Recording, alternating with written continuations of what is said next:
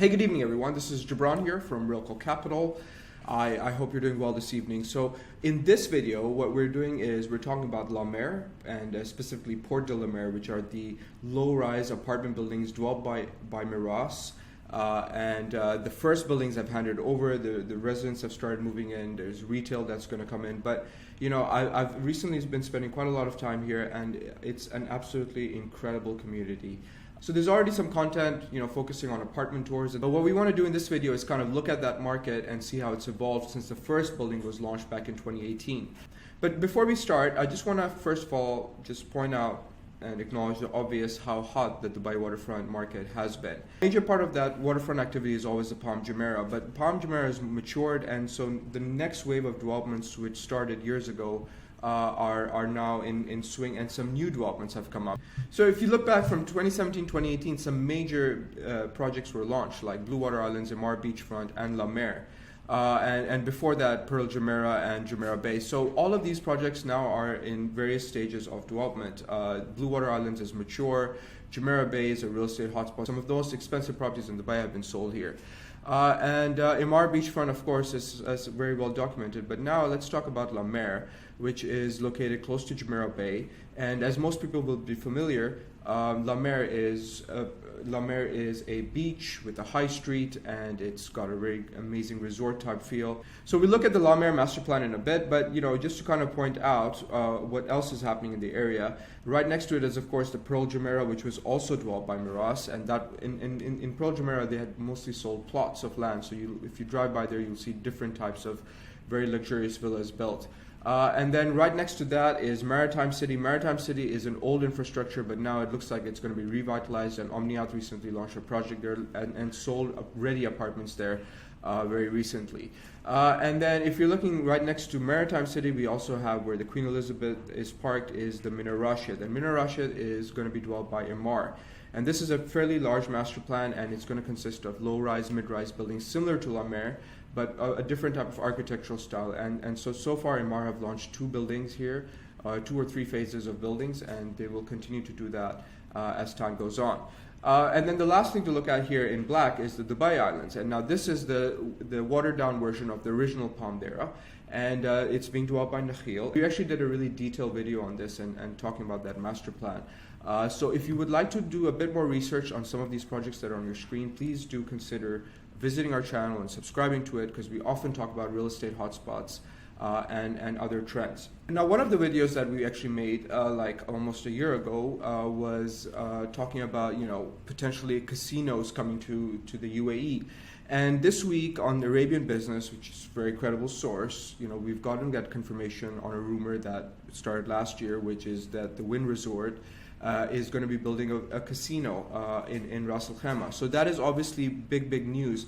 And if legislation does come to Ras Al Khaimah, you can expect that it might come to Dubai as well. And already we have the Caesar's Palace on Blue Waters Island, which is not a casino.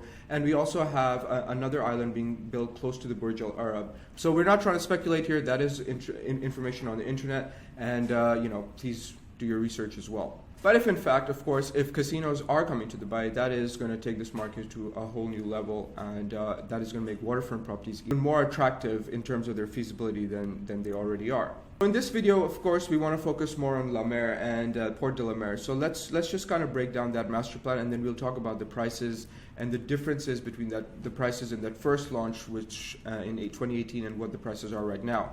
So the first thing to look at is, of course, the beach and the high street retail.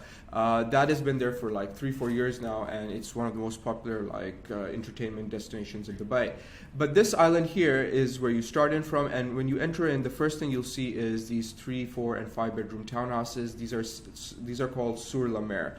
These were all sold out like 3 years ago, and the handovers are about to start right now. If you're looking at the screen right now, this is what they look like. Some of them are on the waterfront. They are G+2 stories, and these are some pictures of what they look like from inside. So very interesting, very unique, and something that is very limited as well if you actually go to try to buy one of these.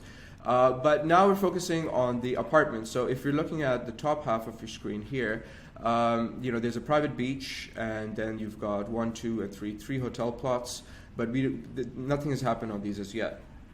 And then if you visit the site right now, all these buildings which I've just circled, these are ready. And then the buildings which are here are going to start handing over in a few months and through 2023. And then these ones here you can say are 2024, 2025 deliveries. And so that master plan is pretty much done. The last buildings that were sold were these three over here.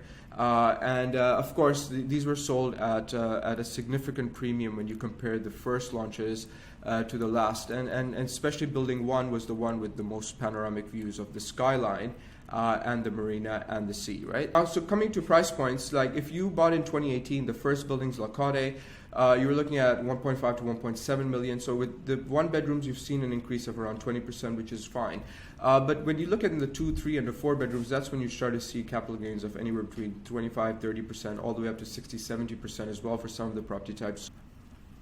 But once you combine the fact that these are not ready, they only compete with like a handful of developments like in Mar Beach from Blue Water Islands and parts of Palm Jumeirah, and that there's a dearth of real ultra luxury supply with the number of people that have moved in here. This is now world-class real estate, right? And so, if you're looking at it from an international perspective, a lot of people would find these prices quite cheap, actually. But anyway, the biggest capital gains have been in the larger property types, and there's of course less of them. And now that the handovers have happened, you're seeing rental. These are the kind of rental prices you're seeing. Like for example, there's no 4 bedrooms on the market. There's literally 1 3-bedroom advertised on Property Finder. So, the number of units is actually very limited, and so the new supply that's going to start entering in will be absorbed quite rapidly. And if you're looking at this chart over here, you can see that La Cade, the first building, when 1 bedroom was launched, it was like the 1.5 to 1.7 million range. But then the last building launched, La Ciel, you can see what kind of price points. And so if you're looking at the 3 bedrooms, that's where you'll see the biggest difference. So the developers kind of put a floor or a kind of a base on their price points, which this was the last building launched. And that's 2021. The first buildings had a payment plan where you're paying 40% during construction and 60% on handover. When La Ciel was launched last year, the payment plan was 50% during construction and 50% on handover.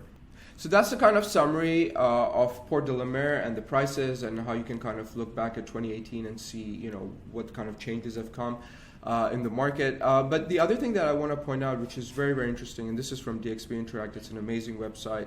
So the peak of this market was back in 2014, and after we won the expo, it was like a sell the news event, and that's when we saw the current market decline. And obviously, oil prices also went down, the dollar strengthened. Then 2017, the reverse happened, and then there was a lot of activity in the ready market, and that spilled through over to 2018, when a lot of off-plan launches took place. So this chart is showing you number of new launches that come into the market. So you can see 2017, 2018 was significant amounts of supply.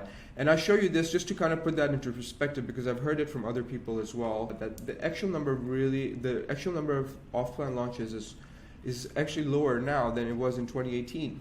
All right? And that very supply of 2018 that is handing over now is helping keep prices more in check, because we've just absorbed a whole lot of people.